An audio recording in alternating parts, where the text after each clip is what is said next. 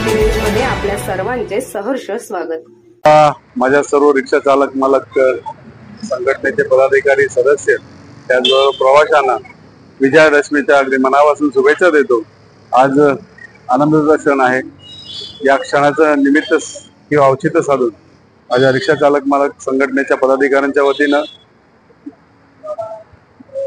सूचना फलक आणि त्याचं पूजन या ठिकाणी आज विजयादशमीच्या निमित्ताने घेतलेलं आहे।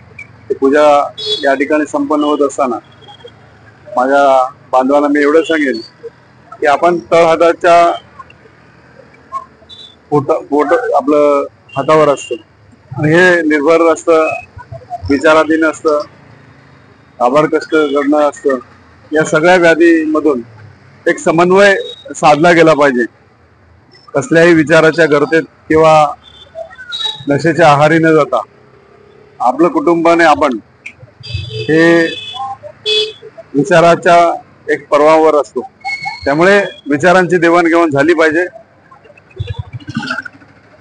या ठिकाणी आर्थिक अडचणी असतात ते आपण समजू शकतो, पण त्यातून मार्ग निघला जातो किंवा निघताना टोकाची भूमिका या ठिकाणी घेतली जाऊ नये हे या ठिकाणी माझ्या बांधवांना आवर्जून सांगायचं आहे। आणि म्हणून मी या ठिकाणी आलोय की प्रत्येकाचे बँकेचे हप्ते असतात, घर खर्च असतो, सकाळी उठून सीएनजीच्या लाईन मध्ये उभे राहून पैसे भरावे लागतात। या सगळ्या विचाराच्या गर्तेतून आपण एक दिवस का होईना आपण बाहेर आलो पाहिजे आणि संवाद महत्वाचा आहे। ते संवाद या ठिकाणी व्हायला पाहिजे। या संवादामध्ये अंतर होता कामा नये आणि त्याकरता आम्ही प्रयत्नशील असतो। माझे पदाधिकारी प्रयत्नशील असतात। प्रत्येक सुखदुःखाला आम्ही एकमेकाला धावून गेलो पाहिजे, किंबहुना ते मूर्ती या ठिकाणी ठेवत ठेवली पाहिजे।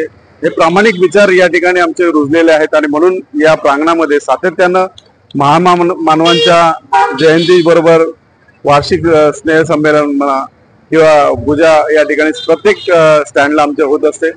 याचा उद्देश हे आहे की या ठिकाणी आपलं कुटुंब आहे, ते कुटुंब सुद्धा आपल्या सोबत जोडलं गेलं पाहिजे आणि त्यामध्ये आपल्या विद्यार्थ्यांचं कौतुक व्हायला पाहिजे, त्यांच्या कलागुणांना वाव दिला गेला पाहिजे। रिक्षा चालकांकडे पाहण्याचा दृष्टिकोन लोकांचा बदलला गेला पाहिजे। रिक्षा चालक म्हटलं की आम्ही बदनामच, परंतु तसं नाहीये। हाताची बोटं सारखी नसतात हे मी मान्य करतो, परंतु आमचे रिक्षा चालक या ठिकाणी प्रामाणिक आहेत। लाखोचं सोनं परत देणारे आहेत, दैनंदिन सापडणारा मोबाईल परत देणारे आहेत, लॅपटॉप देणारे आहेत। म्हणजे या ठिकाणी अजून माणुसकी जिवंत आहे आणि ही जिवंतपणा या ठिकाणी माझ्या माणसांच्या मनामध्ये जागृत आहे, तेवढं ठेवलेलं आहे। आणि म्हणून आजच्या विजयादशमी निमित्त मी सगळ्यांच्या वतीनं आपल्या सर्वांना मनापासून या ठिकाणी शुभेच्छा देतो आणि वाटचाली करता ज्या अडचणी आहेत त्या लिलया पार करण्याकरता परमेश्वर या ठिकाणी आपल्याला बळ देऊ अशी सदिच्छा या ठिकाणी व्यक्त करतो। धन्यवाद। आज आपले विजयादशमी दसऱ्याच्या मुहूर्तावर माझ्या सर्व रिक्षा सभासद बांधवांनी सूचना फलक तयार केलेले आहेत। त्या सूचना फलकांचे आज उद्घाटन करण्यात आलेलं आहे। सूचना फलक याच्यासाठी केलेले आहेत की कुणाच्या वस्तू हरवल्या गेल्या, कुणाचे काय सापडलं किंवा कुणाचं काय चोरीला गेलं तर त्याच्यावर कुणाला काही शंका असेल त्यासाठी त्या सूचना लिहून ठेवणार आणि त्या पद्धतीने ते माझे रिक्षा चालक माझ्याकडे जमा करतात, आमच्या ऑफिसला जमा करतात। आम्ही ज्याचे हरवल्यात त्यांच्याकडे कॉन्टॅक्ट करतो, शोधून आम्ही त्यांना परत करतो। असे या 3-4 वर्षात कितीतरी गोष्टी झालेल्या आहेत। लॅपटॉप झालं, मोबाईल झालं, घड्याळ झालं, कॅश झालेले आहे। सेक्टर 15 ची 45,000 कॅश, मंगळसूत्र, कपड्याची बॅग परत केलेली आमच्या रिक्षावाल्यांनी। इथं सेक्टर 3 मध्ये खेळणार त्यांचं पण सोनं भरपूर होतं, होते पौर्णिमेला हरवलेलं परत केलेलं आहे। दुसरी गोष्ट सेक्टर 4 मध्ये डॉक्टर आहे, तिचा लॅपटॉप भांडुपला हरवला होता, तो शोधून आम्ही त्यांना परत केलेला आहे। असे भरपूर आणि एक आपल्या सेक्टर 17 मधून लेडीज दत्त मंदिरापासून बसली होती, ती ह्याला पल्लावा तिकडे जाऊन राहिली, पण तिचा पण लॅपटॉप हरवलेला आम्ही त्यांना शोधून दुसऱ्या दिवशी। असे भरपूर आहेत, मोबाईल, बॅगा, साहित्य भरपूर आम्ही जमा करतो। तर ते साहित्य कुणाकडे सापडलं तर आम्ही ते सूचना फलकाचा हा उपयोग करणार की कुणाची वस्तू विसरली की आम्ही सूचना फलकावर लिहून ठेवणार, त्यांनी आमच्याशी कॉन्टॅक्ट करायचं आणि आमच्याकडे जमा झालं की आम्ही परत देणार।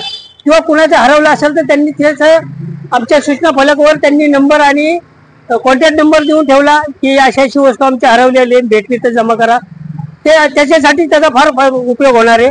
तर हा सूचना फलकचा उपयोग आमच्या रिक्षावाल्यांसाठी बी होणार आहे, पॅसेंजरसाठी पण फार महत्वाचा आहे।